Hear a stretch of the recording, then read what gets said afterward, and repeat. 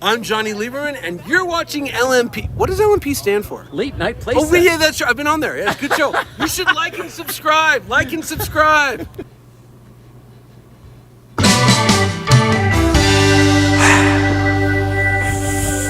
I do it? Do I have everything? I think so. We did it. This is good. This is exciting. I'm happy that we're doing it the old way, where we can just start right here at the desk. We'll see how my levels are. They look a little hot right now. A little bit better. A little bit better. Good evening, everybody. Welcome back. It is Tuesday, September 19th, 2023. Oh, please tell me my thing's working. Thank goodness gracious. Tonight would not be the night for that. We've got a good one for you. We have got a good one. I'm very excited, first of all, that you're here, because I wasn't sure you were going to. So great job. Thanks. We're going through a lot these days. The haircut looks great. I need to clean it up because I really didn't do a great job in the dark over there the other day. But I love it short. How do you feel? I love it. Yeah?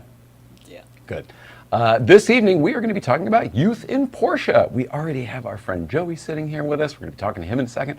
Also in the green room getting ready is Francis from Tinkergineering. I always say that wrong. Tinkergineering. And we got racing covered over here. We've got restoration covered over there. And I want to see what the next generation plans for us old guys. And that's what we're doing this evening. We're also going to be talking about, after these guys leave, stay tuned, we're going to be talking about sweet sour. We were up on Angeles Crest again the other day, which is just the best news in the world, except that we were there for the memorial of our friends dying on Angeles Crest, which was the bummer. But we'll tell you all about that, as well as the condition of Angeles Crest currently, and what we think might be a possible opening date.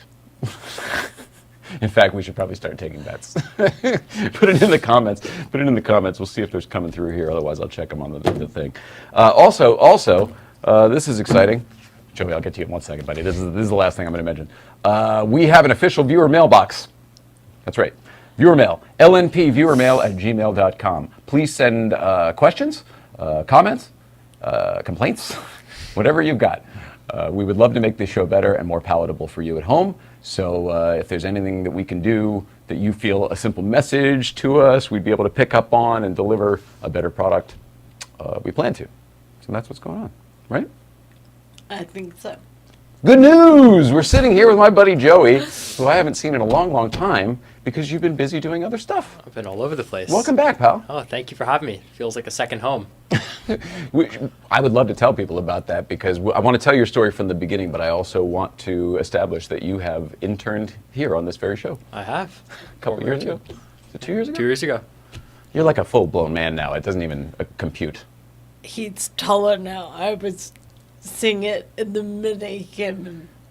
Are you sick of people saying, when are you going to stop growing? I thought you stopped growing. We get that all the time. How tall are you now? I think 5'10" and a half, apparently. 6'2"? But my mom's like, oh, you're taller. Everyone's like, oh, you're taller. So I don't know. Seems like about 6'2" to me. What's funny is in 2020, I did an interview with Patrick Long. Mm-hmm. And at the time, I was like 5'2". And then when I saw him last year, I was 5'10". He didn't even recognize me. Oh, that's hilarious. It was so funny. It's like, oh, wow, you grew a whole foot. I was like, yeah, I did. In 2 years, not in 1 year. In 2 years, yeah. Oh, gosh. When I mean, not make it all about me, but I was 14, I grew 9 inches in a year, and I can't remember a time where my body hurt more. Did you have any growing pains? No, I got lucky. Oh, well, good for you. What's going on with you, man? How have you been? I want to tell everybody your whole story with like how you started with racing from sims to karts to actual cars, if you don't mind. And then I wanted to get into all the things you have planned coming up. Absolutely. Take it away. All right. Well, let's start with where we're at today. So currently now racing Spec Miata with NASA Southern California. Not the space agency, but the National Autosport Association. They're a group similar to like SCCA or Porsche Owners Club, but for sports cars here in Southern California. So just made the jump from karting to cars this year after racing karts for the last 4 years. And my rookie season has been pretty darn good. I'm a perfectionist, so I'm not very happy with it. But my race engineer, my team boss, they're all happy. My parents are happy, so that's the good part. Everyone around me is happy. I love hearing the real deal because your dad doesn't tell anything negative. Exactly. And so it's been a good year. We've had this weird summer break where our last race is in June, our next race is in October. So I had like almost 3 months not in the car, but a couple days ago on Sunday, I got back in the car again, and it was so good to be back. Yeah? Yeah. I mean, I would imagine so. Did you... comedians talk about not being on the stage. If they're not there a couple times a week, it starts going away. Did you experience any of that at all? I didn't really go away, to be honest. I mean, I would say pretty much once I was exiting of the pit lane, I felt back to speed already. So I wouldn't say it really felt like it was going away. It was just more I missed it so much. You know, every day I wake up and just it's what I'm thinking about. Every gear shift, you know, every corner, every apex, every braking point, every overtake. It's just like I want to do it more and more and more. But we don't get to in cars as much compared to karting, where it's pretty much unlimited testing all year. Oh, that's interesting. I didn't really think of it that way. So what are you doing then in the off time to try to stay fresh? Sims? Yeah, simulators a lot. That's kind of the driving portion, and then been training a lot, doing a lot of running, getting stronger. You know, got to be a strong driver, of course. No power steering in Spec Miata, which is a ton of fun. It's a weird thing to compliment, but I did want to say, like, you look like you're in shape. You look like you're doing something. Yeah, I am doing something. Your dad said you get up early and run too. Is that I right? do get up early and run, get up late and run. Last night at 10 o'clock I was out running, Really? which was very nice. During the hurricane I was out running in the rain, which was a ton of fun. And then I ran into a tree. Sarcasm or serious? No, serious. I have it on video too. No, I hate wine. Sorry, Bill Maher hates wine. All I did was open YouTube, everybody. I'm sorry. I'm trying to get to your comments. Bill Maher hates wine. Go ahead. Good to know. More you know, bring that up in the dinner conversation. Might do that tonight, actually. But yeah, no, so I've been doing a lot of running, and getting that kind of, I don't know, my friends and I have all been obsessed with David Goggins, the Navy SEAL, and we've all been like, you know what, let's go running. And I'm not a runner. I've never been running my whole life. So that just started this summer. It's a challenge. I have asthma. I have every excuse that I should have to be bad at it, yet I still do it, and I enjoy it. How far do you go? I'm doing shorter runs, just like 2 to 4 miles, but I live on a super steep hill, so I get a bunch of elevation change, which is always a good challenge. And then going in the middle, usually I try to go in the middle of the day when it's the hottest. It's hot. Yeah, so when, the 95-degree days, the asphalt heat, perfect training. It's hard to breathe. It is. It sucks. Yeah, what's funny is last night we had our first cool night, and I'm out running, I'm like, wow, I either got so much stronger or the weather's so much better. Do you feel it in your lungs and stuff? You can feel more power? Absolutely. Wow. And especially because I have asthma, like it really makes a difference. Yeah. But as I've gotten stronger, it's kind of making less and less of a difference, which is good. Be more prepared for multiple situations, which I enjoy. And obviously in racing, we don't get to choose the weather, so you just got to be prepared. There is that. Listen to you, Mr. Go with the Flow. Did you learn that or did you always have it? I think I always had that. I always enjoyed talking, always been in the flow. But then when I'm in the car, I don't talk at all. Do you have anybody in your ear? Do you have a crew chief in your ear? I do, yeah. So I have my race engineer in my ear, which is usually, his name is James, and he's always on the radio with me. But sometimes, because he race engineers for 2 drivers, sometimes it'll be my dad. So whenever my dad's in the radio, often I tell him, like, I don't want to talk at all. And then my race engineer, James, is always giving me way too much information, which is good to be informed. But sometimes it's a bit overwhelming. And then he's like, oh, are you there? I'm like, yeah, I'm here. But You're just in the zone. exactly. When I'm sitting here, I can talk all I want, and then when I'm in the car, I never say a word. Even when I'm driving a road car, I don't talk to anyone. I don't listen to the radio. It's just silence. It's peaceful. We're with you on that when we took the radio out of our car. Do you still have a radio in the Boxster? I do. I've never used it. But what about like when you're in the car with your mom or whatever? Is she listening to it or you guys always have it off? We always fight because she likes to listen to it. Every Sunday we go driving. She's like, "Oh, breakfast with the Beatles," and I'm like, "Off." Oh, that's hilarious. That's so fun. People ask me all the time if I can listen to my music. I'm like, my music is silent. Yeah, well, but would it be that way by choice or because we have no radio in the car? I think now by choice for sure.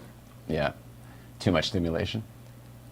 I would have distracted myself on it previously, and now it's just been quiet enjoying that part. Yeah, I think about being on the road. We have a Bluetooth speaker, so it's not like we're without the possibility of music. But when we were on the road, we really didn't use it that often. 31 days on the road, we used it 2 or 3 of those days, 4 or 5 of those days. Less than 10. Texas, probably. Yeah, the boring ones, of course. Yeah, took us a whole day. Have you ever driven across country? I have not. Would you ever? I would love to. Yeah. Absolutely. Is it on the list someday, or? It's one of those things I've like thought about once and then put it in the back of my head. So to be honest, I haven't really thought of it at all. Yeah. You're thinking more about the racing circuit across the country. Yeah, you know, I can drive to many tracks, so could make that into a road trip. So that's definitely a possibility. I feel like your parents are of the age. Well, your dad was driving across country the same time we were Yeah, on that's the right, he bike, was. actually. But I feel like your parents are of the generation where road tripping was really big. Oh, it was huge. Yeah? You hear stories from when they were younger? Yeah, so my grandmother, she's from New York, and when she moved to California, she road tripped across the country with my grandfather. And so I heard their whole story of how they went and they stayed at all the cheap hotels. My grandma wasn't happy. And then one time they were in Kansas and they woke up and there were sheep surrounding the car. And then they went to Arizona and they visited the giant meteor crater. Oh, yeah, we passed that. Yeah. And she said it was not very interesting. No, we didn't stop. Yeah. Like, You didn't a miss big much. hole in the ground, right? Exactly. That's kind of what else could it be? This is off topic, but have you seen that new movie? It's not Meteor City, it's some other city.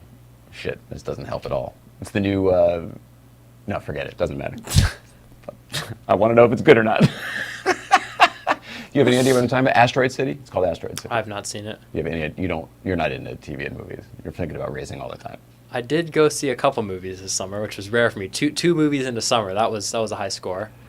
So. Was it because of a date or something, or did you want to go see the movies? No, I wanted to go see the movies. Okay, what were they? So the first one I saw in June was Sound of Freedom. That's definitely was an intense movie, but really well done picture. And then I saw Oppenheimer, another really cinematic movie, but 3 hours long, and it's not a movie you want to watch if you're tired. Well, neither was Sound of Freedom. The two movies I chose were like the most intense movies of the summer, probably in the last decade, but they were both very good. So I cannot wait to see Oppenheimer. I haven't seen even the trailer for it. Well, I guess we watched the trailer. I made you watch the trailer. I can't wait. Was it good? goes out with a bang. Oh, that's terrible. That's terrible. All right, so can we start with just real quick a synopsis on how you got into racing, why the hell you started, and then what your trajectory has been to get you to actual car racing? Yeah, so some days when I think about it, it's kind of a fluke, and then other days it's destined to happen. So it really starts all the way back before my time, before I was born. My mom bought a 1999 Porsche Boxster in 2000 as the second owner of the car. She took it to Willow Springs in 2001 to learn how to drive it properly. Never went to the track again, just enjoyed it as a road car. And then when I was born, my parents decided to keep the car. They'd take me for rides in it. I enjoyed it. But that was kind of all my involvement in cars ever was. And then when I was about 10 years old, there was a kid at my school named Derek, who I'm still close friends with to this day. And he'd always bring car magazines to school. And I'd see all these cars. I'm like, this is the coolest thing in the world. He's like, well, actually, my family collects cars, and we restore cars. And so I got to go see the cars he works on, which are old 1950s Cadillacs. Ooh, cool. And I was like, this is amazing. And then he's like, oh, you got to watch this TV show, Top Gear. I was like, okay. Good news. Exactly. Got hooked on that show. Yeah. Watched all 20 seasons of it, the original one, of course. Totally. Then the Grand Tour, when that came out, we watched that together. And then from watching that, I was like, I want to go driving. But obviously I was 11 years old at the time, so I could not go driving legally. So I was Googling, where can kids drive? And I found indoor karting. And from there, I was like, let's go check this out. Went there with my dad, fell in love with it instantly from lap one. And every weekend we just kept going back, and that's how I got into karting. Were they the electric carts or were they the gas-powered? They were the indoor electric carts. So like a K1 type of Yeah, place? like a K1 type of place. Those carts are awesome. They are. When they're juiced up right, they have all the torque in the world. They're so cool. And especially, 11-year-old me who's very small, that's your first vehicle you're ever driving, and I'm like, this is fast. It was an Indy car to you, right? Oh, pretty much, yeah. It was incredible. It was like, oh, whoa, I'm doing the pedals, I'm doing the steering, I'm in control. It was unbelievable. So every weekend we just kept going back to that. Wow.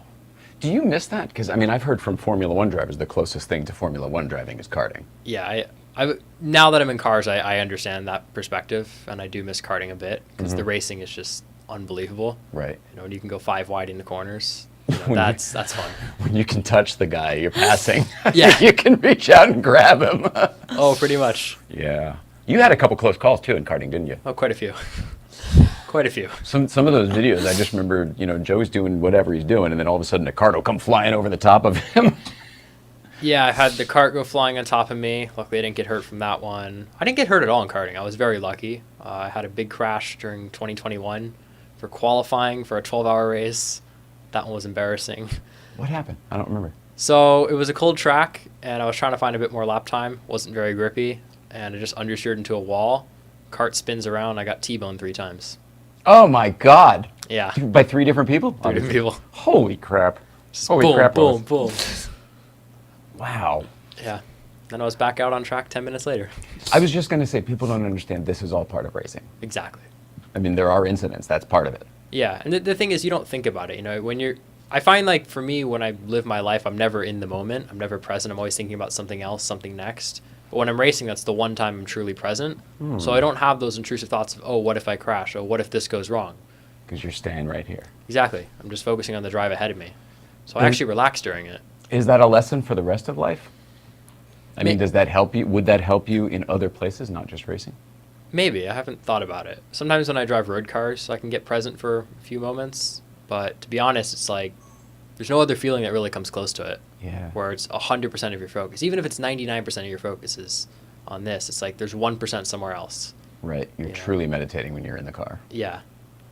Do you ever lose yourself? Do you ever just totally get lost in it and go, wow, how did I, you set a new record. How the hell did I do that? Yes, actually, all the time. Sometimes your best laps, you're not even like awake. You're in the zone. You're just driving. It's like, what's happening? I remember, even on Sunday, my last session of the day, I'm just driving around, and all of a sudden I'm like, oh wow, I just did my best lap time of the day, and that didn't even feel that good. Wow. So, Well, that's got to be very satisfying. well, it is and it isn't, because it feels like you're not trying, and then you do better. Because you're a perfectionist, it feels like you're not trying. Yeah. You see it, right? I mean, this has got to be like a lot of the high-level clients you used to, that drive that they have. Yeah. No one could figure out when they were upset about a talk show appearance. They were angry the whole night, like really angry. Because it's got to go right. Everything's got to go Yeah, right. and they knew exactly when it went a different direction, and they were When they veered pissed. off course. Yeah, it's funny. To them, the talk show appearance, the live, call it Leno or whatever the heck, Letterman, that was like the race. They're preparing for the race. They're set up, they rehearse for the race. Absolutely. And I think between being on camera and racing, it's like we're always being control freaks. And it's like if one thing's out of control, it's like, oh no. And even if everything goes fine, Yeah. it's like, but what if that was better? Well, that's something you have in common with our next guest as well. You guys are both content creators. How does that play in? And we'll ask her the same question, but how does that play in for you? I think for me, it's just an obsession with doing better and just Yeah, keep but improving. at some point, does that become unhealthy? I mean, it's good to have that drive, but you also got to, hey, Joey, you did a good job too. Well, I think naturally you have a balance. You look back at your achievements and you think, okay, I did pretty good. But you don't want to just keep looking behind. You got to keep climbing the mountain. Yes. And obviously the mountain never ends. So that's the dissatisfying part. I would say it's great that you know that so early. I think a lot of people don't necessarily realize that or understand it, or they weren't taught I was that going you got to to get up say, every day. he's matured, not going to college, I think. Yeah, you're getting a way better education by taking a gap year or whatever. Yeah. Let's call it a leap year. I'm an idiot. I don't even remember what we were talking about, but keep going. Yeah, being a perfectionist. Oh, yeah. Yeah, see? Exactly. I mean, How does that work when you're shaving tenths of a second off a lap and it's very easy to beat up on yourself going, it's not enough, it's not good enough, it's not what I wanted, I didn't meet my goal for the day. now it's hundredths and thousands of a second. Tenths is more of a Same bigger question. number. Yeah. I mean, to be honest, you have to look at it from the perspective of what is genuinely possible at this exact moment, not what is possible. And that's something I've been really struggling with this year because my teammate has 4 years of experience on me. And, if I'm half a second off him, it doesn't mean I'm losing 3/10 at this corner and 2/10 at this other corner. It's I'm losing half a tenth at, 20 different corners.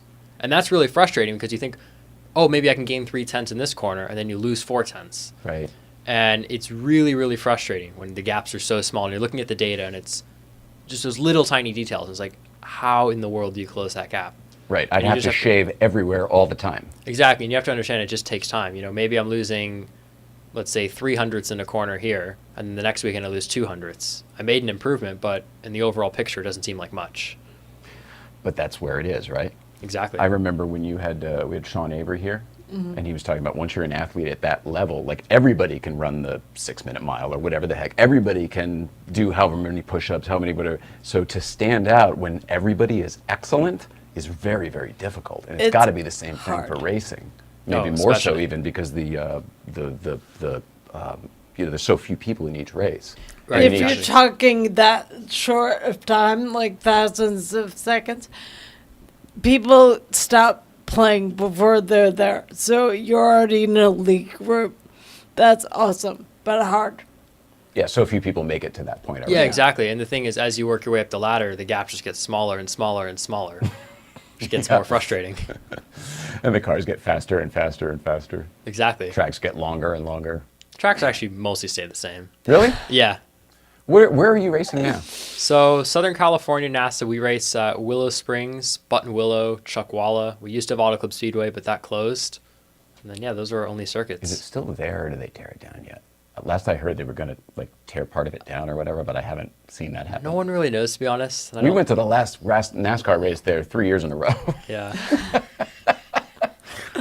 Yeah, I actually worked at the last NASCAR race there, so I had pit lane access, which is really cool. Cool. But yeah, it was weird. The rumors were like, oh, they're tearing it down, but they're not going to say when, and they're going to build this track, but then they changed owners, and it's like, who knows? Okay, so it's theoretically still there right now.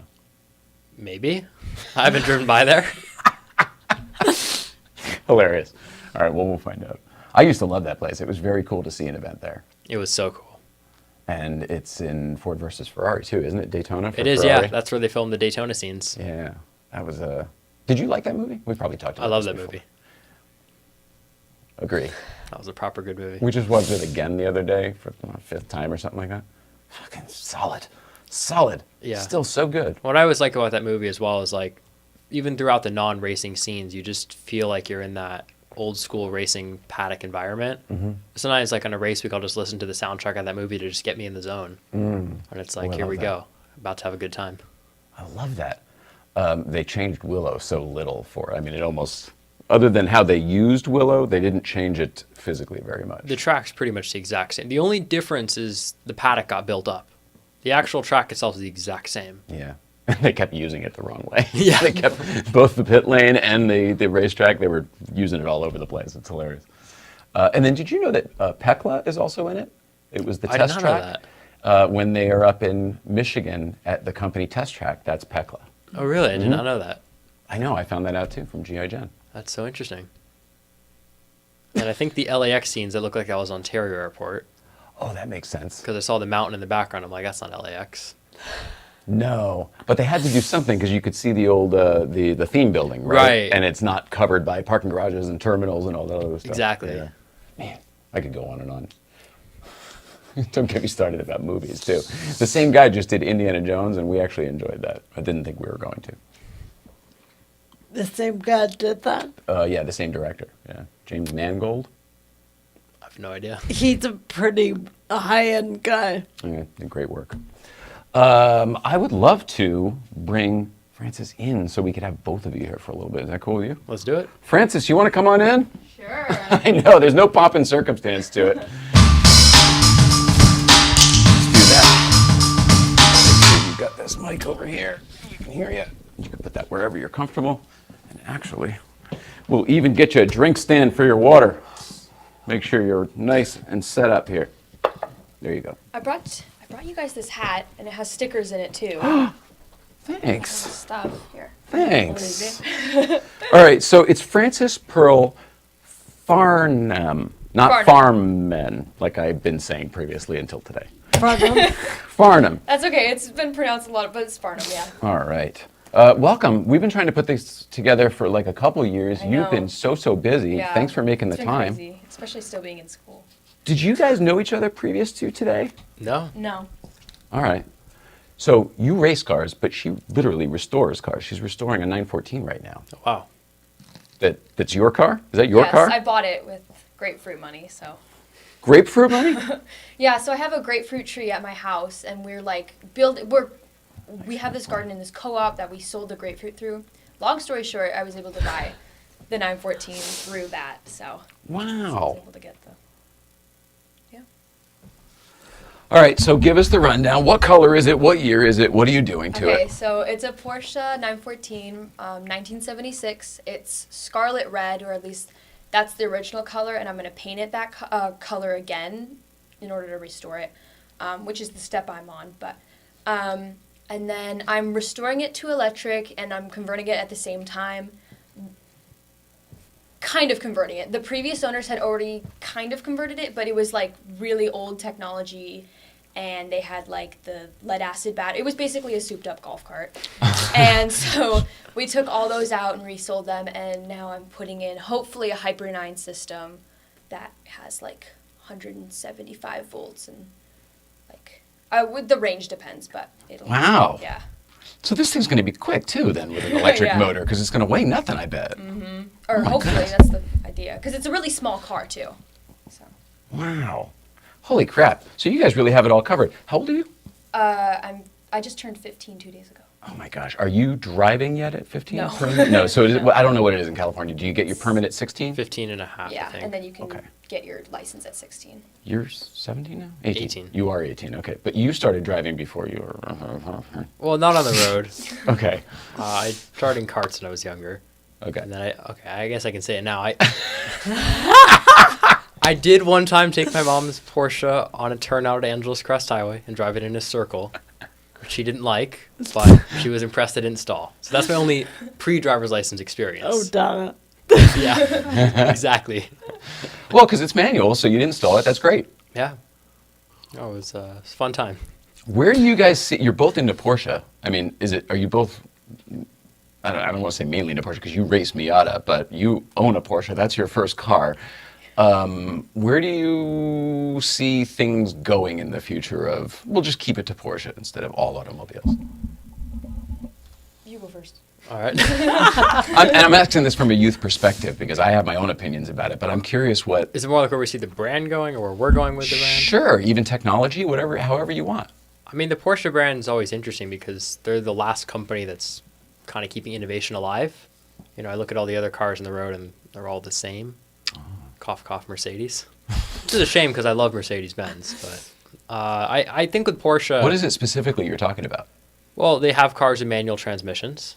BMW said they're going to get rid of that yesterday. Oh, God, I do. They just announced that. Do you think that's Porsche's- going to happen? I think there's going to be blowback on that one. It's gonna happen. You do? Oh, yeah, no doubt. Wow, okay. What are they getting rid of? The Manual transmission. The ultimate driving machine. That's crap. Yeah, exactly. And then I think, you know, they said they're going to try to keep the internal combustion engine alive and work on the technology around that.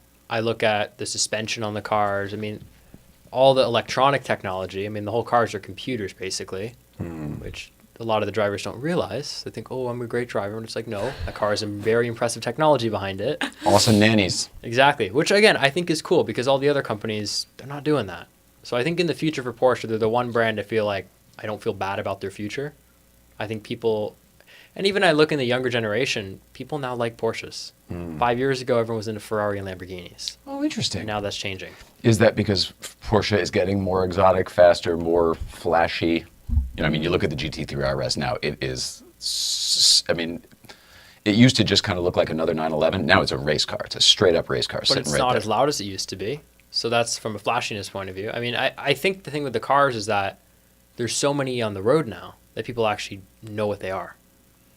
Oh, okay. I think that's part of the difference. Where a few years ago, or even 10 years ago, it was like, that was just the old man's car who took it to the golf course every weekend. Interesting. So brand awareness with the younger generation. Yeah, I think that's the biggest difference. You're seeing the cars in movies and TV shows. You're seeing them driven by celebrities.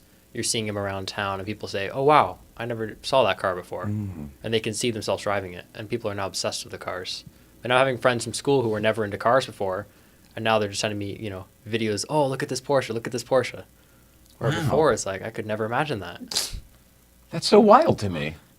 Me too. I didn't realize that it wasn't there. I didn't realize it didn't have a presence already. Yeah. When did it turn from like an old man car to a cool car for youth? I think it was during COVID. Really? Yeah. You agree? That's Wow. when the prices started, especially for my car. I don't really know about the whole brand in general, but that's when they really started to skyrocket. Wow. Really? And that made it more desirable. Yeah, because my car's like a mix between VW and Porsche, and so it was originally known as like, or at least what people have told me is that it was originally known as like the girl's car, like the car that like nobody really wants, and that it's okay to convert as opposed to like the 911 and such. That because 914 and 911 it was like a, anyways, but. The back even had the VW Yeah. emblem on it, so it was sort of like the Porsche purists felt it was a bastardization of why would you allow Volkswagen into the Porsche world? And it's like, hey, buddy, the Porsche world is in the Volkswagen. We're like, you got this thing all backwards.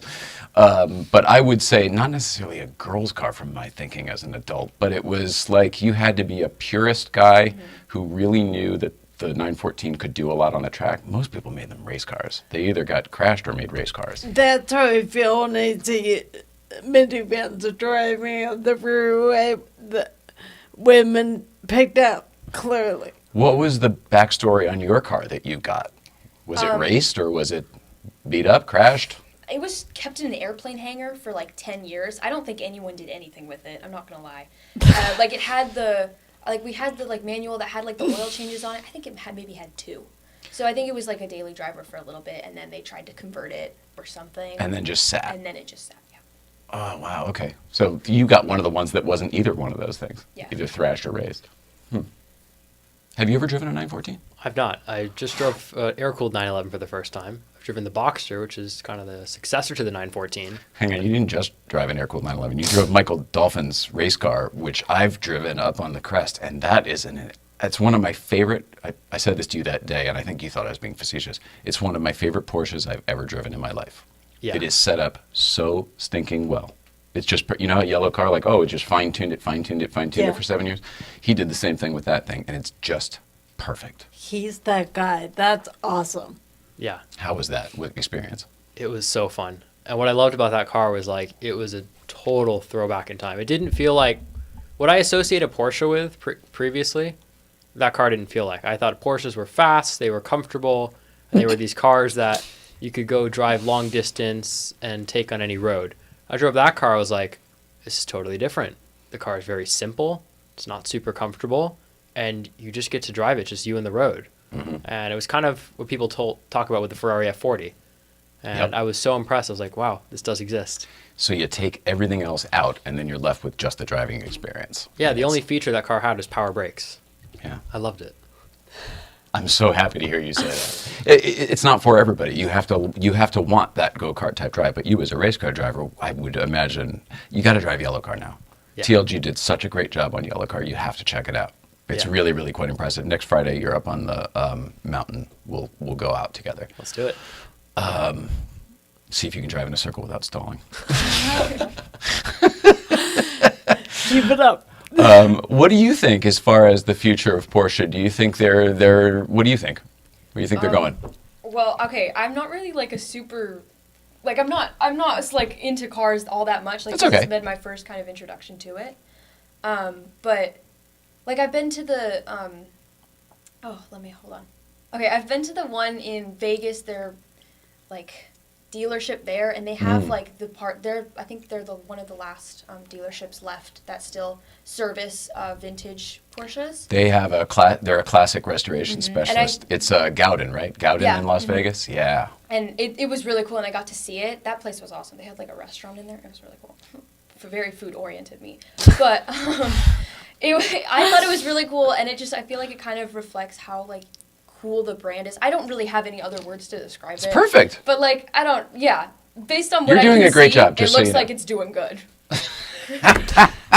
And I think she's right. It's like the brand is now embracing the older cars, and now they're Yes. celebrating it. And people who own the older cars no longer like, oh, and the poor guy can't afford a new one. They're like, no, this is my car. This is my story.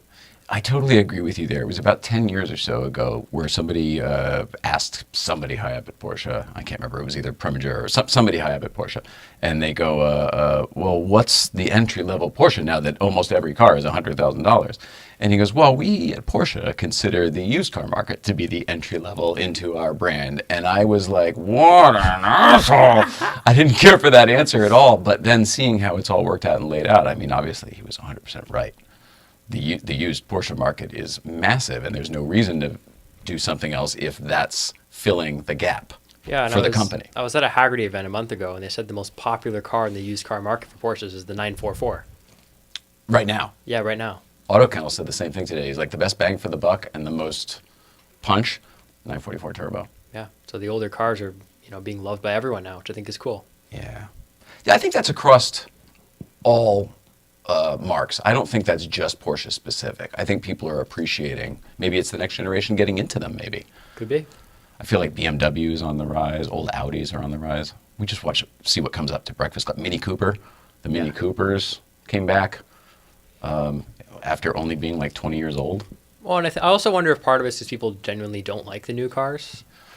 And that might be some of the reason of like what's driving them to look at the older cars. It's nostalgia for sure. Yeah. Because the experience behind the wheel isn't the same at all. Yeah, it's a total time warp. That's a good point. Okay, good. Did you ever start a podcast? I know you were talking about it. You have a YouTube channel, which we want to talk about. Promote that while we're at it. Yeah, Plug so that I have my sucker. YouTube channel, The Stiglette, where I talk about cars, race cars, go on drives and cover events, talk about car news. But I've never officially started a podcast. It's an idea I've thought about, and then I've also thought I really enjoy making the visual content. Yeah.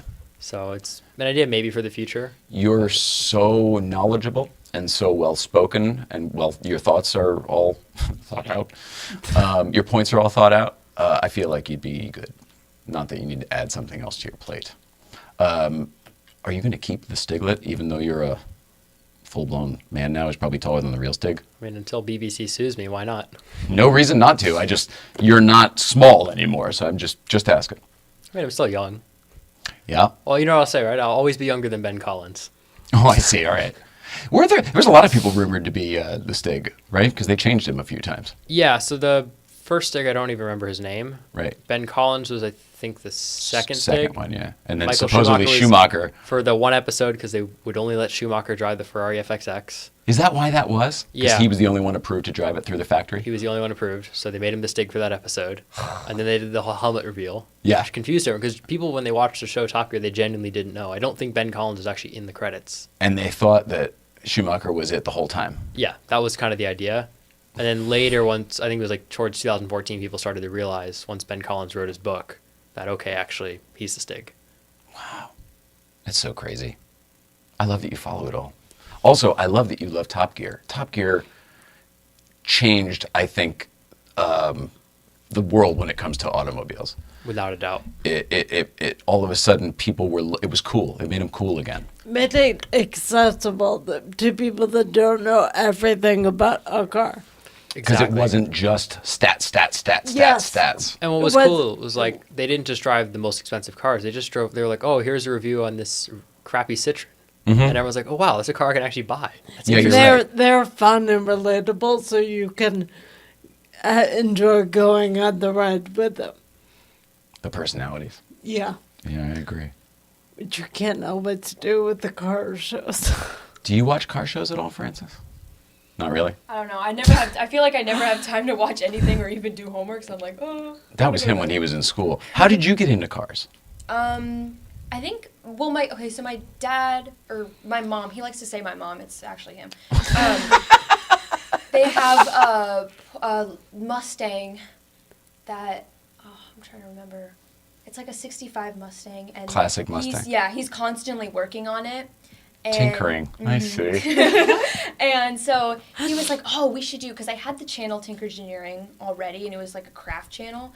And he was like, oh, we should do something really big for Tinkergineering. And we were like, oh, let's do this. Because I was like, I'm excited to drive, and I've been wanting to drive for a long time. And we were like, oh, let's build your first car. And so it's been kind of like a father and daughter project for a while. And so we finally found like an affordable car, because we were looking at 914s and 911s. The 14s are just really cool. Like, they got the pop-up headlights. And the community is really awesome too. Mm-hmm. So that's how I decided on the 914, and then here we are. Is it easy to find parts for the 914? I actually have a mentor who so his company is 914 Rubber. And Oh, so yeah, they we know basically- him. Yeah, they make the whole thing, and they sell it to Porsche too. So Porsche I can't remember his uses name their though, but I parts. remember what he looks like. What's his name? There's Mark and Matt. They're brothers. They're Okay. working on it together. Yeah. Awesome. So But I that's know a great now. Resource for you then, Yes. obviously. Yeah, so I partnered with them, and so I'm going to make videos for like every grouping of part, and they're going to be able to give it to me. I'll be Wow. able to put them into my car. Yeah. Oh, that's a good hookup. Yes. That's a great hookup. Holy cow.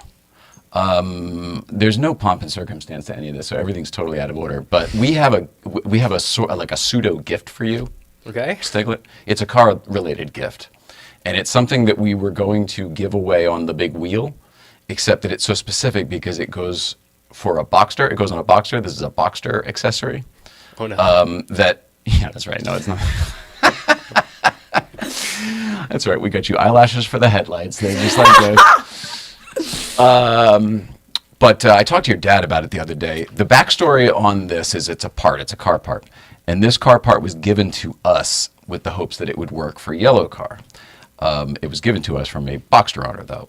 And we said, well, that's great. We'll try it. And we held it in the back, and it looked like it would work. When I went to install it, it didn't work. But I love the idea so much that I went and bought one that did work. So now I have this other thing that's for a Boxster, and we want to give it to you. And it's not anything so crazy, so don't get too excited. But I'm going to give it to you now. As long as it doesn't scare my mom, we're all good. No. Well, it might. I don't know. Now, keep in box. mind, this is the box for the new one that I got, so it's not actually that. But it's in there. Okay. Shall we open it up? Sure. All right, let's see. I mean, it's, you see it's not wrapped. It's just a car part you'll have to pull out of there. But the thing is, it gave me a great idea to get one for our car, and then I installed it and immediately felt the difference. It was such a wonderful, satisfying, oh man, I just did that, and now I can feel the difference. I have a guess what this is. Well, let's There open you it go. up for it. You know what it is. Takes Yeah. a team. There you go. Thank you. Aha. Rear strut bar. Over the rear. Rear. I know. Okay, this is actually interesting. So, as I always think about driving, last time I tracked the Boxers in March, and the car felt a little too stuck to the ground. And even though I have adjustable rear sway bar, I was thinking, got to take away a little rear grip. I could raise the rear ride height. This might do the trick, actually. Might just lock it in place. That's exactly what happened to ours. The car rotates so stinking well now because if it works, great. If not, pass it on to the next person. That is from Bump Draft. His name is Aaron. Can't remember his last name, but he comes up to Breakfast Club all the time. He donated it to us. We're sending it your way. I wish I had a NASA 914 racer. part to give you. I don't today, but next visit we'll get something for you. All good. So good luck. I take it or leave it. Oh, I'll definitely take it and try it out. Thank Okay, you. good. Is that what you put in our car? Yeah. I love it. Yeah, it's all tightened up. We had a couple squeaks and rattles because we've got over 100,000 miles on yellow car now, and it really tightened everything up. So where on the car does this go? Over the rear strut towers. Okay. It literally, you could put it on yourself. You literally. So it's basically just a secondary sway bar. It's exactly what it is, but at for the top, chassis. Exactly. Interesting. I know it made a big difference on ours, so maybe for yours. Okay, I'm so excited now. Okay. I got a new thought to think about this night. Yeah. Good. Awesome. It's a good trip. And I want to promote all your stuff. You got the Stiglette channel. What else are you doing? You're racing. Well, we have the Stiglette.com now. Oh, excuse me. Yeah, Yes. let me get this out of your way. Yes. Put this up here. Okay, perfect. Yeah, so we now have the Stiglette.com, my website. So definitely go check that out. That was a 6-month project. Originally supposed to be a 2-week project. Just kept adding more and more to it. But it is pretty amazing. So Awesome. That's my official site, the hub for the Stiglette. So what's there? So there you'll find race reports, blogs, race schedule, social media wall, Wow. my bio about me, photos, videos, kind of everything. So instead of asking all the questions I asked today, I could just go there. Oh, look at you. Wow, you're hauling ass on the cart. Oh, my gosh. Oh, this is great. So who built your website? So it originally started, I was building it with my mom on Wix, and then my mom's a graphic designer, so we went to her web designer, his name is TJ, and we met with him, and he basically helped us with a bunch of coding on the back end to add in certain features that This you can't looks do in Wix. very professional. We spent a long time. It's How many months were it? 2 months? 6 months. 6 months. But no, it's pretty amazing. So it's 2 kind of weeks. Yeah, it is. I mean, you look like, this is like a comedian. Like, you click on the, next race, and it tells you how many, there's a countdown. 16 days, 14 hours, 13 minutes till your next race. Are you ready? I'm ready. Button Willow on October 6th through the 8th. Wow, this is the coolest. I am so proud of you, man. Oh, We are so proud of you. You have no idea. It's so fun to watch you climb this thing. Oh, thank you so much. Also have a new Stiglette business card. So if you meet me in person for the first time, or if you want a Stiglette business card, that's now available. Make sure you shake hands and get that Stiglette business card. What's on the Stiglette business Let card? me actually pull it out. There we go. I dig through my I'm left glad you pocket asked, here. Jay. Yeah. So very excited about this project. So basically, what we've changed is the actual material of the card. It's got this nice suede finish to it, but the key part is now, I don't know where the camera is, but the Stiglette.com is on the back of it. So you can go to my website, but I'll give you one as a gift. Thanks. So, Yes, I see. It's very soft to the touch. You know what this feels like? It feels like a paint sample. it does, and I want to say it's about like 1.5 times as thick as the old one, but the key part I really like is the black part of it doesn't scratch anymore. I was concerned with that because it does on everybody's cards. Right, so this So is if a I do special this, it material. won't? You take your fingernail to take the pencil to it, it will not scratch. Whoa. Oh, that's crazy. It's like plastic or something, but Yeah. not. It still has that soft, suedey kind of feel. It's pretty amazing. Well, look at you. So you've developed a new form of paper. So that is Stiglette Business Card Generation 3. Subscribe and follow. All right, so it's the Stiglette.video on YouTube. Well, the Stiglette.video, you type into your browser, and that redirects you to my YouTube channel. Oh, wow, look at you. It's a fancy URL I have. Holy schmoly. You knew all the cool shit. Oh, excuse me. I'm so impressed. That's so cool. And then over here with Tinkergineering, you've got all sorts of stuff. Do you have a website as well? I know I follow your Instagram. Okay, so we're working. I think I have like 2 websites that my brother worked on, and then one Matt from 914 Rubber was getting his PR team to work on. We're still working on it, but Okay. it's mostly the YouTube channel and my Instagram. So that's where people should follow you, is the Yes, YouTube and the Instagram. yes. Is it Tinkergineering for both? Both of them are just Tinkergineering, yeah. So great. How did you come up with the name? I mean, was it because your dad was I tinkering? think we were like thinking one day. I don't know. I was really young. Like I think I was in 6th grade maybe, and we were just like, "Oh, we should call it Tinker. You know what? Maybe I was in 4th grade. I could have been in 4th grade because 6th grade is when I got the car. So little 4th grade me and my dad were like, oh, we like to tinker around, and then also like a little bit. I don't know where the engineering part came in. I mean, it ended up working out when we got the car, but I don't know where that came from. But it was like tinker and then engineering. We were like, oh, what about Tinkergineering? That's such a weird name. Do you have the kind of brain where you are always figuring stuff out? My Do brain's you always need to know running. how things work? I'm always like, oh my gosh, what's gonna happen next? And like it's very helpful. Like I'm not gonna understand something unless I know how it works, Mhm. because I can't just like look at it and be like, just like take a sentence as the fact. Like I need to know what's behind that. Totally, the why. Yes. Oh, Me God, I too. love that. I totally get it. Yeah. You two seem similar, too, in that your mind is always active. Yeah. Is that a generational thing, or is that just because we're into these technical type of hobbies? I think it's more we're into these hobbies. I think most kids our age couldn't think about anything related to cars. Seems like a lot of kids these days have no interest in even driving. They're like, oh, no, I have Uber, and we have Lyft, and that's what we use. Sadly, yes, but frees up the road. So I'm not going to complain about that. I don't disagree, but what about your friends and stuff? Do you find that among your peers? I mean, I don't have a ton of friends, and they're all into cars, so Yeah, that's true. not a bad problem to have. The guy you talked about with the Cadillacs and everything, he's the guy you did some YouTube stuff with. Yes, we did the Spoken Wheel show from 2020 to 2022 with that, talking done about with car that? news. We're not done with it, but we both have been so busy. We haven't had any time to film. Yeah. So we're trying to debate, like, because we used to do these, like, long-form videos, which were really cool. And fun to watch. They were very fun. Problem is people don't like long-form videos anymore. So we might start doing short-form videos, like, minute long.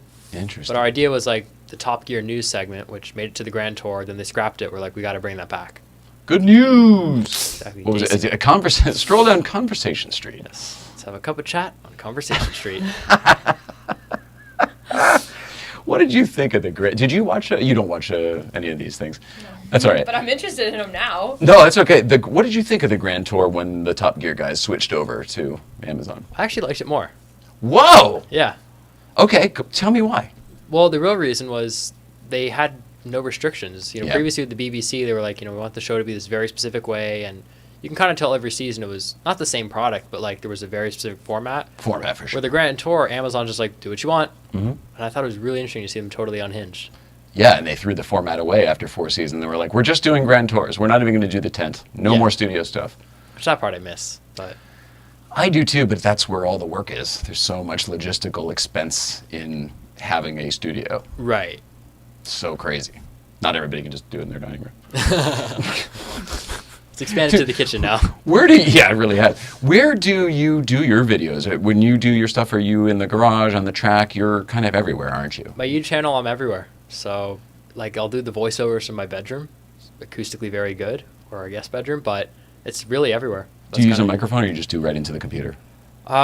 Depends. Okay. I never go directly into the computer, but if I'm voiceovering, now I'll just use my phone. Surprisingly, iPhones have good microphones. Yeah. There's not much else to use an iPhone for, but that. Right. And then, yeah, if I'm doing the race analysis, my GoPro Max is a really good directional microphone, which is shocking. But yeah, that's pretty much it. Just GoPro, iPhone, camera. You're usually in the garage, because we're usually working on car parts. Yeah. Well, it's a plastic tent, separate from my garage. Okay. But yeah. Is that where the car lives? Underneath yes, that's completely where it lives, yeah. And then if I'm doing any video that's like not related, which I haven't done these in a while, but any video that's like not related to the car, usually they'll be in, I have like this section in my garage that has this table in it and like monitors, and there's like a overhead camera and I don't know what, like a camera that looks right at you. I don't know what it's called. Yeah. But, I've watched those. Yeah. Which is cool, though, because the overhead, then you can see what you're working, like a cooking segment. You can kind of see what's going on the table. Got it. Or like Mythbusters. I associate Mythbusters. Are you guys old enough for Mythbusters? I mean, Yeah.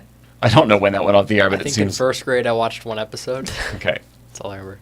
It's the one that tried square tires. They did try square tires, and theoretically it worked at a certain... At a certain and then speed, It, it and was then good. they disintegrated and rattled the thing apart. Yeah. That's the best.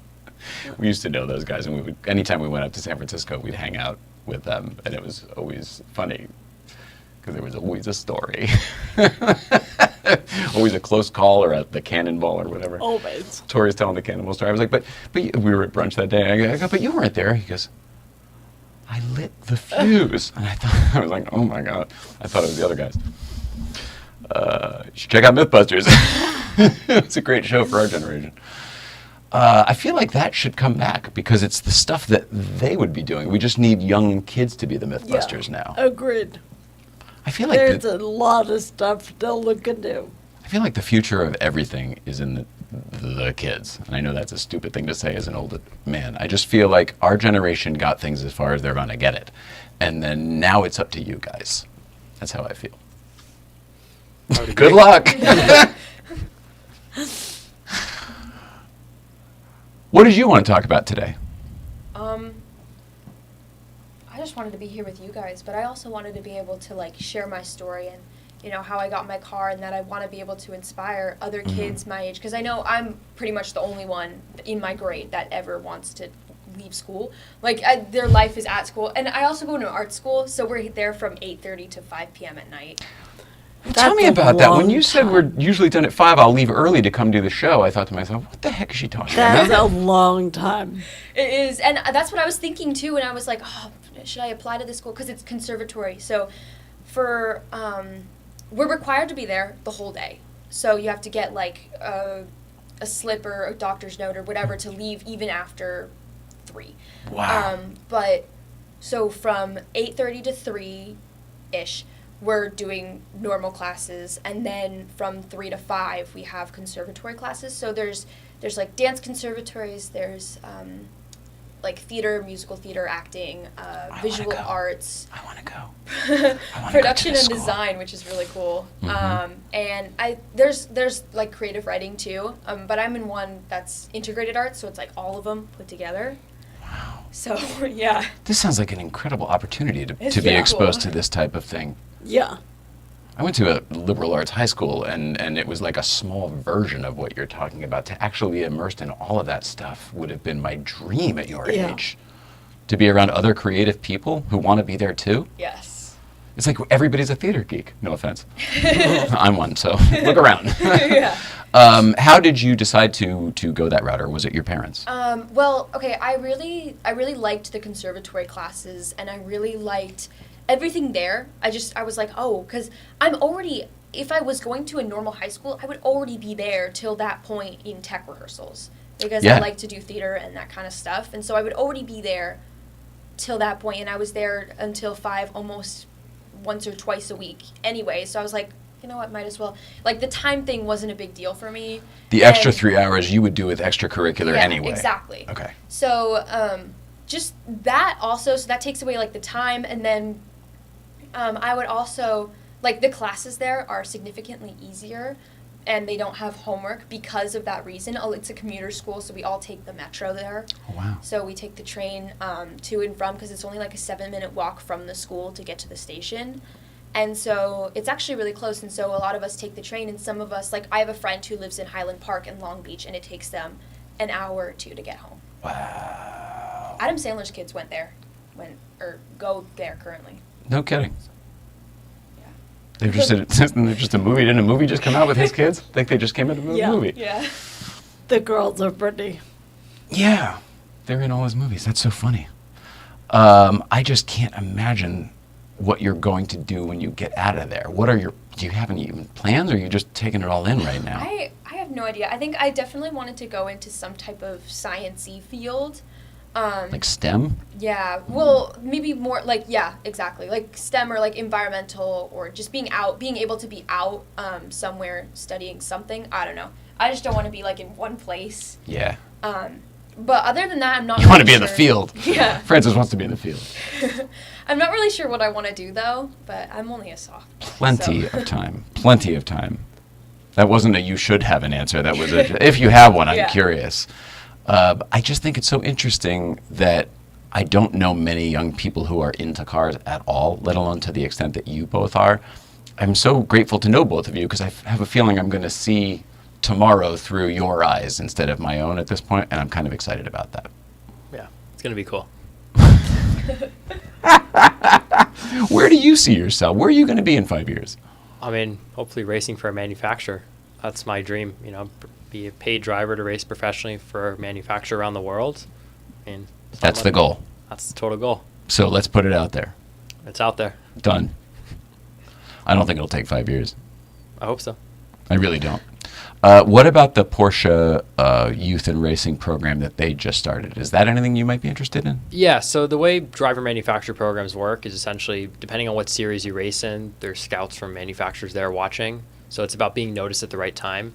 Porsche's junior program, what I've noticed is all the drivers they picked up are either from Porsche Carrera Cup or racing in the Cayman GT4s. So right now in Spec Miata, I'm kind of 1-2 levels below that. Okay. So they're not going to be scouting in Spec Miata necessarily. But yeah, it's all about being noticed at the right time.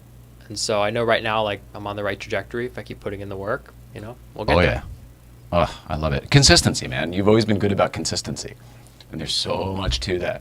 And that's the hardest part, is like, there's days where you just look at the future like, how in the world is it going to work out?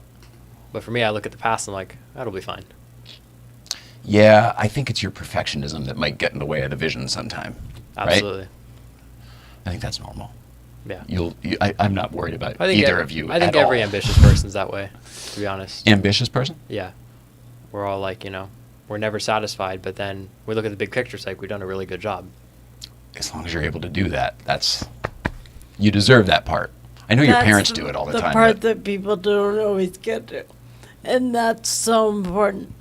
I'm glad you found it. So you don't even care who you're racing for. You just want to be a Yeah, pro exactly. level. Whatever opportunity comes our way. Obviously, I've good for been you. driving Porsche road cars for a long time. I'm racing a Mazda now. I love Mercedes-Benz. I love a bunch of cars, so I don't have like a particular favorite. So whatever opportunity's right, I'm ready for it. It's kind of fun right now that you get the best of a lot of different worlds, because that Boxster mid-engine is its own thing that's so wonderful, but front-engine rear-wheel drive Miata is like the best driving car in the world. Well, and what's interesting so is fun.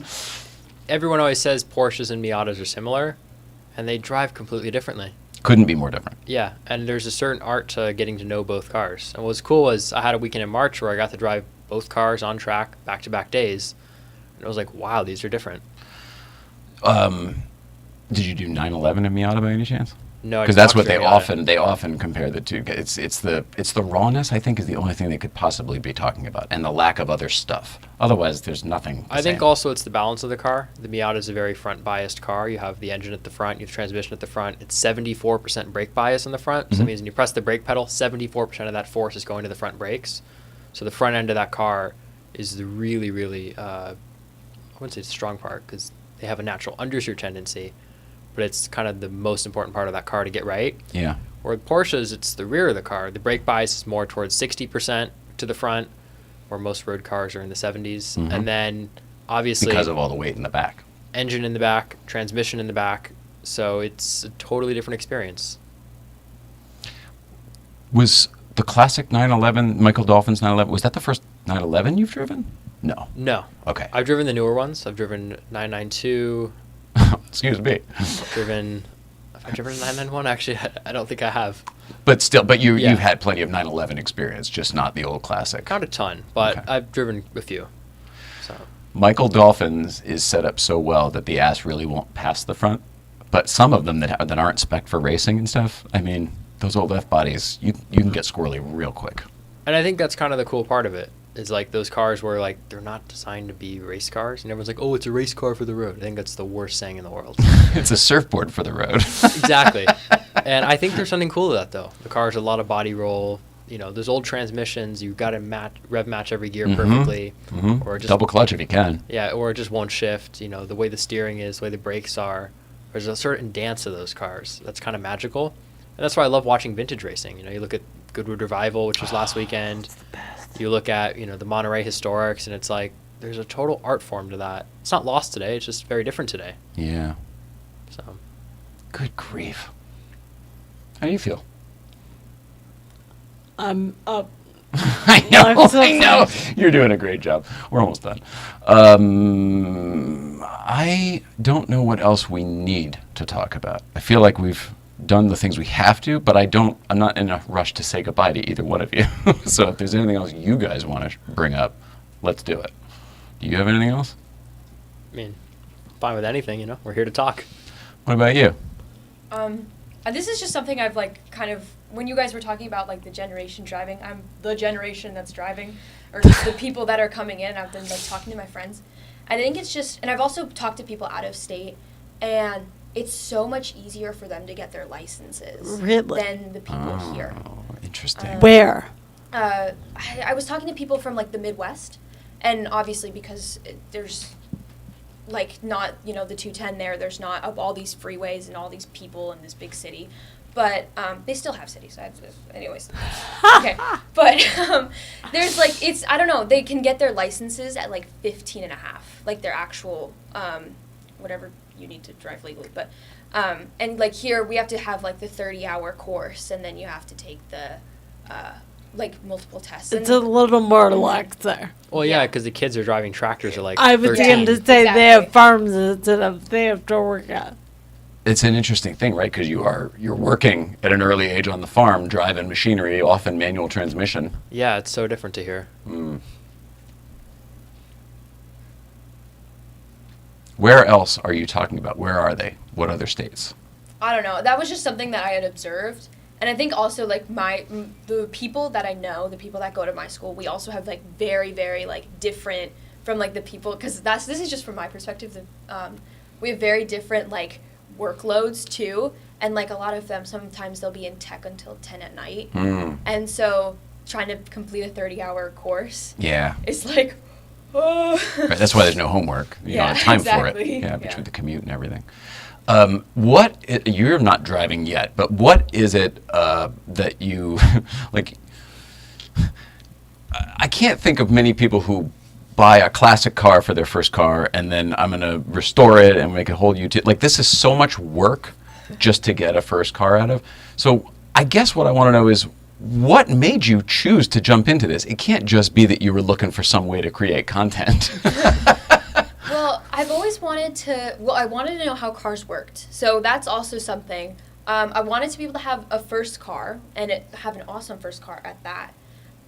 So, you know, one step above. And then also, I've always wanted to be able to inspire other people, especially like kids younger than me, that it's not just a world run by adults, and that we can do stuff, and you're not completely powerless. You might not be able to have everything that an adult might have, but you can get mentors, and you can like meet people and work with other people together to accomplish what you want to accomplish. And so I've always wanted to like show that through just what I do. And so I've been trying to kind of focus on that a little bit more, because I have, you know, the restoration part of it, and then like the restoration and conversion part of the car, there's the content part of the car, and then there's also the inspiration part of the car. And so those are like the three parts that I try and focus on. And so I haven't focused on the inspiration as much, but it's always cool. Like sometimes I'll babysit kids, and then they'll come to like a car show that I'm in, and they're like, because my car was invited to like the local car shows in my town, and so they'll be able to see this horrendous shell of a car, but they'll still be like, whoa, that's so cool, like you own this. And it's always so cool to see it light up on their faces. So I'm trying to work with the elementary school for their STEAM day and do like a little thing on circuits or something. This is the freaking coolest thing in the world. You started it out, and I was like, that's what Nickelodeon was when I was a kid. I know Nickelodeon's probably kind of a joke to you guys in your generation, but back in the day, there wasn't something like it. And when it broke out in the 80s or whatever, it was Canadian television, which made it a little bit different as well, because all the shows were a little weird. And why are they this comedy? I don't know if I get it. It's so interesting. And then it became, they did that Universal Studios thing, and kids come in. The whole point was that you don't have to be an adult to change the world. You don't have to be an adult to make a difference. You don't have to be an adult to do something important. And kids are doing that every day. So I just want to say that I salute you, and I'm so on board. And I can't wait to follow along and just watch your journey the way we've watched Joey's. It's been really fun for us. Like, you know, I don't know, we don't have kids, we don't have, you know what I mean? We live in this crazy little fantasy world here, this little Mr. Rogers playset. And we have our friends come in and out, but when the youth comes in and you get to watch them and their trajectories, you get invested. And whether you want to or not, we're emotionally invested in him. Now we're emotionally invested in you. If there's ever anything we can do for you, obviously coming on the show anytime you want, that's no problem. But like, if there's ever anything else we can do for you, just reach out and ask. That goes for you, but you already know that. It's so fun to see other people do cool stuff, because we love TV. So we experienced everything that way, but they're actually doing it. Yeah, we get to watch you got your content instead of her old clients. We get to watch friends' content. And TV that we both watched. Yep, it's good stuff. It's always fun to look back on the old era episodes and see, you know, how I've changed over time as well. Do you feel that you have? Oh yeah, for sure. Yeah. I mean, I can't even watch my oldest YouTube videos where I remember first when I was at the U.S. Grand Prix, and I was talking to just a GoPro by itself. The audio was terrible. It sounded like I was underwater, but I was like, man, I was really trying. 13-year-old me. Yeah, you were ambitious from the start, man. You were ambitious from the start. Yeah, I just dove head first. I mean, one of the first times we sort of worked together was when you hosted the festival. We hosted the Festival of the Speed thing, and then you did a bunch of interviews too. Back in 2020. Mm-hmm. Yeah, I remember that. And I called into the show, and I was very confused. I was like, oh, you can't put an email in a FaceTime. And then I learned, oh, wait, you can. Yeah. There was so much stuff, yeah. That was so overwhelming that day, but it was so cool. That was Festival of Speed, right? That was. That's what it was. Yeah. PCA Festival of Speed. The virtual one, yeah. Say it again? The virtual one? Yeah, we did the virtual one here, yeah. Yeah. It was such a weird thing. It was such a weird thing. It must not be weird for you guys, because it just is something that happened. For the rest of us, we had 30, 40 years under our belt, and then that happened. So we sort of had a precedent of that not happening. I feel like... Yeah, and for me, that was like the first interviews I ever did as well. Really? Yeah. Really? First ones, yeah. But you already had your own channel, so you were already I was talking comfortable to the talking mic. camera, but I didn't know how to like ask questions or anything. So I remember I was doing the Patrick Long interview, and I'm like, oh, this famous guy. I was like, what in the world do I even ask him? You did somebody else too, right? Yeah, I did a few people. I did Patrick Long, I did Scott Mann, I did Jim Hemmig, Alex Hellier. Yeah. There might have been a couple other people as well. Yeah. But like all those people were like really well established in the race world, and they have all this experience. And you know, here I am, some guy. Oh, I just started karting. But look at you now. So everybody's got to start someplace. Exactly. When did you start your channel? I started my channel, I think I was like 9 years old maybe, and that's how, but I bought Is that the 5 car. years ago? Holy cow. Yeah. I was looking back on the videos because I was looking through your channel because I was trying to see how old your videos were. I was like, okay, 4 years, and I was like, okay, let me look at mine, and I was like, oh, I kept scrolling. I was like, oh, and I was like, they were starting to get bad. I was like, oh, I remember these. Oh, so you have the same experience where looking back on Yeah, them. I'm like, whoa, some of these were kind of weird. But, I can't watch any of them though. I mean, I think that's common. I don't like watching today's video, let alone one from 5 years ago. Really? Even now, where like the production quality's gotten so much better. Like, I look back at my videos. More. Keep going. Yeah. I mean, we got lights, we got microphones, we got how many cameras now? I mean, it's. Yeah, no, that's all fun and neat, but this is the part I don't like. This is the part that You just hit the mute shut button up every time. Yeah. Yeah. Or why didn't you have your thoughts together before you opened your mouth? That comes up a lot. I do that all the time. I leave a place, I'm like, oh, I should have said this. Really? All I'm the the time. opposite. I'm like, why did you have to say that? I guess we learned though. I learned a lot about myself doing one of these deals. We both have. Did that help you with your growing experience in dealing with the world and people? Absolutely. I mean, Really? I think that the only reason I actually got not just comfortable on camera, but like good talking on camera was from editing my own videos. I'd have to hear myself 10 times over, and I'd be like, oh, why did I say that word? Like, it doesn't make any sense. Yep. And and people say in video they hate hearing their own voice. Well, when I was editing my own videos, I didn't have a choice. I had to get used to it. Now I'm fine with it. You are? Yeah. Surprisingly, I'm fine with it. But That's a huge hurdle to overcome. I agree. Kudos. Agree. my younger self, I don't like listening to.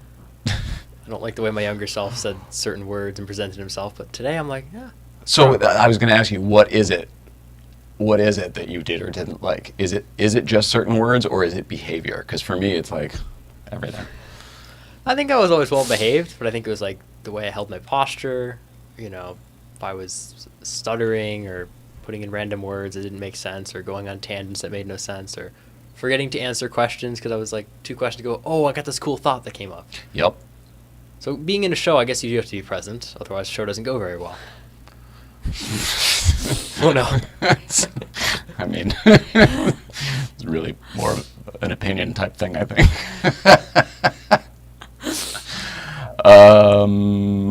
Do you guys want to sit here? We were just going to tell everybody what it was like to go up to Angela's Crest the other day. I don't want to boot either of you out. Do you mind if we do that? Just tell the audience a little bit about Angela's Crest? I want to hear about it. So, a year ago, after Breakfast Club, our friends Sonny and Radja passed away in a crash. They were leaving Breakfast Club. We didn't even get to see them that day, as a matter of fact. We were coming up the hill and got stopped by Caltrans, and it was a horrible situation. Then we all went up to Breakfast Club. You go up there, and then you're cut off from signal and civilization. And we knew what happened, but we didn't realize how word had gotten out and how that had made its way all around the Los Angeles and greater Los Angeles and broader circles. And there was a lot of misconceptions. There was a lot of misinformation. There was a lot of misunderstandings about, who was involved, what happened. Nobody was there. Nobody knows what happened. They got in a car accident and they died. Those are the only facts that we know. There was multiple investigations, private and, the authorities, that decided that there was some sort of mechanical failure because there was red paint on the road with the skid marks that went off. It wasn't just the car went off the road. The fact that the chassis was touching the road apparently identified some sort of a failure of some sort. In a weird way, I consider that good news because something happened and whatever. It wasn't just simply somebody with their son in their car overcooked it and whoops. It wasn't that type of thing at all. So it was very, very tragic on the day. Very, very sad. It was one of those reminders where, holy shit, things get real very, very quickly. We all have to be very respectful of the Crest, of each other, of the cars, of the just respect of life, really. And so it's been a year. And some of Sonny's friends put together a little group that went up on Saturday, which was the actual anniversary, and Sweet Sour. I made that video, totally Sweet Sour. Yeah. So great to see everybody, because Newcomb's has been closed, so we haven't seen a lot of these people. So great to be up there on that road in those trees. I watched it back and I got all the feelings again of Had- like sour sweet. How did you feel physically being up there? Like just your... It's life changing. It doesn't make any sense certainly to me, but the minute we got there, I didn't realize how much I missed it until we got there. Yeah. So we went all the way up to Newcomb's. We spent some time at the spot. Everybody was just kind of congregated on the road where it, where the crash happened and stuff.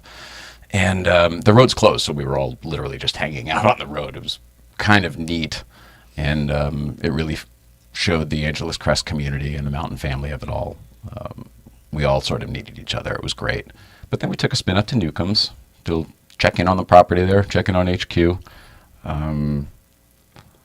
What I was taken with was how silent it was. I forgot the peace up there. Yeah. I felt that too, and I looked at trees as if I'd never seen them, and they were gorgeous. Yeah. Well, those trees take care of you. I mean, those two trees literally hold your wheelchair in your normal spot up there. Talk So to them every day. Love it. So the condition of the Crest is this. It's going to be a while. It's going to be a while.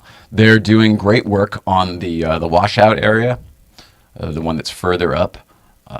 They've gotten the rebuild hillside has gotten very high. They put a drainage pipe in. They're doing a lot of work, but there's still a long way to go. The slide, a little bit further down, that's going to be a while. We drove through that only a few months ago, and we took video of it. And that would be very, very impossible now. It's they've been working on other sections, doing other things right now, so they've sort of just left this to fall and accumulate so that they can then go clear it again. But everything we drove through is completely covered. The wall on both sides is completely covered again.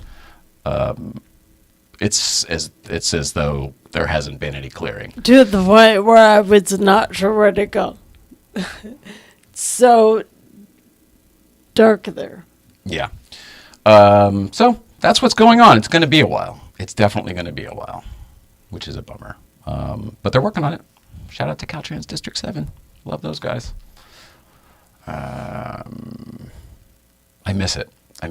No new news on Newcomb's. It's currently the same, but that's all I'll say. There's a few things that might happen soon where we might have something to tell you, but it's nothing all that exciting.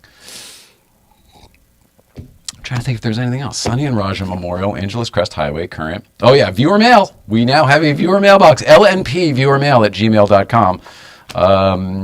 Anything you want. If you've got something you want to say about Nicole's hair, complimentary, great. If you've got something you want to say about me that's more of a critique, great. You've got suggestions for things you want to see on the show, shoot them over. If you've got something funny you want to say, you think maybe your letter might be read on air, you're right. It might be read on air. So do it. Is that it? Did we do everything? It's hilarious. How do we follow you guys? That's the most important right now. Joey is the Stiglette. The Stiglette.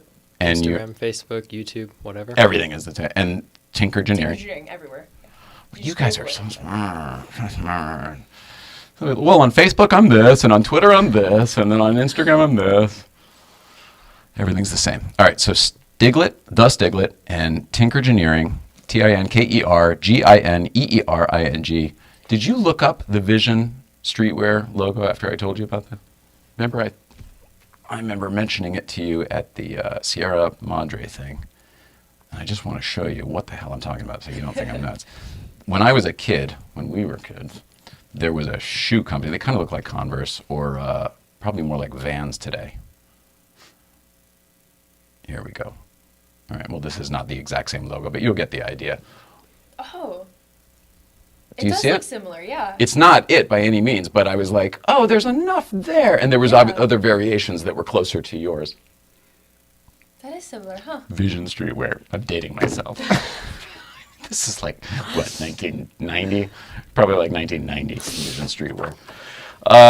Let's see. So follow these guys. Check out their YouTube channel. I'm telling you, you are going to be impressed.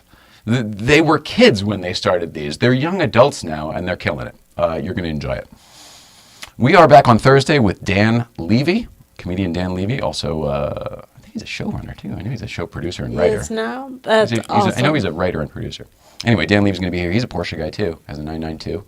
And he was up at Breakfast Club the other day. And I guess I did get to see him. He was like, great seeing you. And I was like, shit. Thought I missed you. And that's what's going on. So, New Life of Old Nicole, right? Porsche Life 111. We're in the late night play set. Our buddy Mike, who is not here tonight because there was some technical difficulty, he's the Letterman podcast with some great guests lately. And that's what's going on. Anything else, you guys? I think that's it. Can I thank you very, very much for being here, both of you. I mean, like, this came together so well. I'm so jazzed. I hope that you both enjoyed it. No, it was a lot of fun. Thank you for having us. Yeah, thank you for having us. This is awesome. Like, this whole place. Like, I was just, like, looking around. Like, viewing your videos, it looks so big, and then I'm like, whoa. People don't really get that. I mean, it's, like, tiny. Teeny tiny. Well, thanks. And there's your dad over there. We got to get him in. There you go. And your dad shoots all your videos?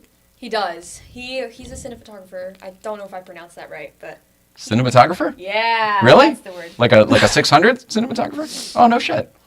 He's an industry guy. Yeah, that's right. He knows better than to talk on camera. Yeah. He'd have to be paid.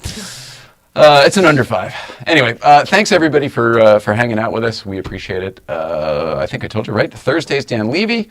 And, oh, no, hang on. There's a whole thing I've got to do now. Hang on. Excuse me. Thank you for tuning in to Late Night Playset. If you like the show, please subscribe and share with your friends. We'd also love to hear from you, so leave us a comment and tell us what you thought of tonight's episode. It really helps us grow our audience and reach more people like you. I'm terrible at this. If you want to make a direct contribution, donate to our website on immunityfoundation.org. And we love you. We love you. We love you. We love everybody. Please love one another. See you out there.